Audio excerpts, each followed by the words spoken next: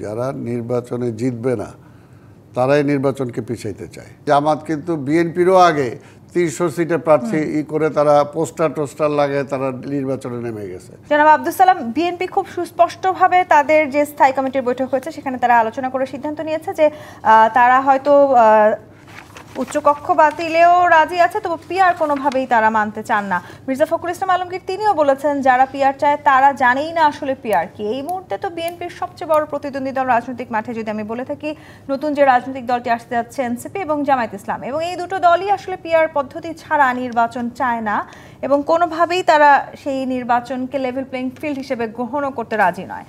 BNP তাহলে আসলে মোকাবেলা করবে কি করে? তারাই যে মূল প্রতিদ্বন্দ্বী এটা আপনি কিভাবে বুঝলেন? অন্যতম প্রতিদ্বন্দ্বী অন্যতম সেটা বলেন। কিন্তু বিষয়টা হলো যে মাঠে এর জন্যই তো নির্বাচনে আমরা তো পরিষ্কার বলছি, যারা নির্বাচনে জিতবে না তারাই নির্বাচনকে পিছাইতে চায়, যারা নির্বাচনে জিতবে না তারাই নির্বাচনকে ভণ্ডুল করতে চায়। আর আরেকটা আছে, যারা বিচার প্রক্রিয়াকে ব্যাহত করতে চায় তারাও নির্বাচন পিছাইতে চায়, এবং স্বৈরাচারের প্রেতাত্মা যারা আছে তারাও নির্বাচন পিছাইতে চায়। এর বাইরে সবাই নির্বাচন চায়, কাজে এখানে মানে ওই দুই একটা দল বলল আর সেটার জন্য নির্বাচন বন্ধ থাকবে, তাহলে হবেটা কি? তাহলে কে সরকারে থাকবে? কে? এটা তো ইন্টেরিয়াম গভর্নমেন্ট। আবার পিআর পদ্ধতিতে নির্বাচন হলে আওয়ামী লীগের আমলে যারা স্বৈরাচারী নেতা ছিলেন তাদের ফিরে আসার 100% সম্ভাবনা আছে। তো বললাম যে মনে করেন যে আওয়ামী লীগ ধরেন নিষিদ্ধ হয়েছে, কিন্তু তার জোটের অন্যান্য দল তো নিষিদ্ধ হয় নাই, এবং সেই দলগুলো থেকে যদি আওয়ামী লীগের যে কেউ প্রার্থী হয়, প্রার্থী হয়ে যদি শেখ হাসিনা তো ওই পার থেকে বসেই আছে যে কোনো ষড়যন্ত্র করার জন্য, সে যদি বলে দেয় এই মার্কা আমার মার্কা, তখন স্বাভাবিকভাবে তারা যে পদ্ধতিতে চাইতেছে তাহলে ওই পদ্ধতিতে তারা বেশ অনেক সিট পাবে। তার মানে তাদেরকে রিহেবিলিটেট করার জন্যই এটা চাচ্ছে তারা। আমরা তো এই কথাটা পরিষ্কার বলতেছি যে আওয়ামী লীগকে ফিরে আনার জন্য এটা আরেকটা পদ্ধতি তারা নতুন করে অ্যাডপ্ট করতে চায়, কারণ আপনি তো ঠেকাইতে পারবেন না।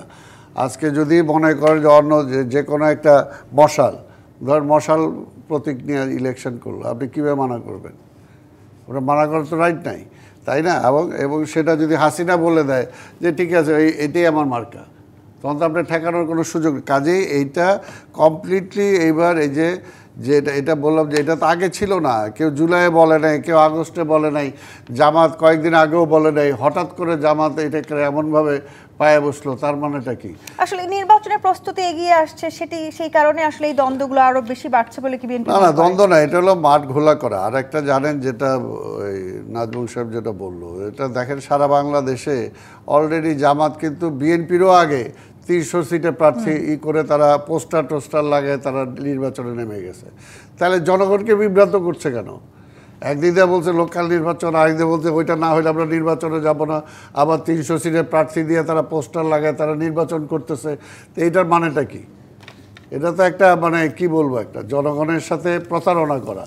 তো এই জনগণের সাথে প্রতারণা করে কোনো নেওয়া তো কোনো ঠিক না। আর একটা যে আজকে এগুলো করে আজকের এই গভর্নমেন্টটাকে ফেল করানোর জন্য তারা চেষ্টা করতেছে। এই গভর্নমেন্ট যদি ফেল হয় তাহলে ভবিষ্যৎটা কি? ভবিষ্যতে তারা কি চায়? তাদেরকে তো এই সরকারের আশীর্বাদ পুষ্ট বলা হয়, তারা কেন চাইবে এই সরকার? না, নিশ্চয়ই এটার মধ্যে হয় ঘোলা পানি স্বীকার করে। এই যে অনেকে আগে স্লোগান দিছে না 5 বছর চাই, অর্থাৎ নির্বাচিত সরকার দরকার নাই, পাবলিক ম্যান্ডেট ওয়ালা সরকার দরকার নাই, ওইটা কিছু ব্যক্তি ঠিক করে দিবে, ওইটাই রাষ্ট্র ভালো চলবে। অর্থাৎ জনগণ ভুল করে, কিন্তু এই দেশের জনগণ কোনো ভুল করে নাই, যে জনগণের কাছে যাওয়ার সুযোগটাই দিবে না। 15 বছর জনগণের কাছে যাওয়ার সুযোগ দেয় নাই, জনগণের ম্যান্ডেট নেওয়ার সুযোগ দেয় নাই, জনগণকে ভোট দেওয়ার সুযোগ দেয় নাই, এখনও সেটা তারা দিতে চাচ্ছে না। এটাই তো ষড়যন্ত্র।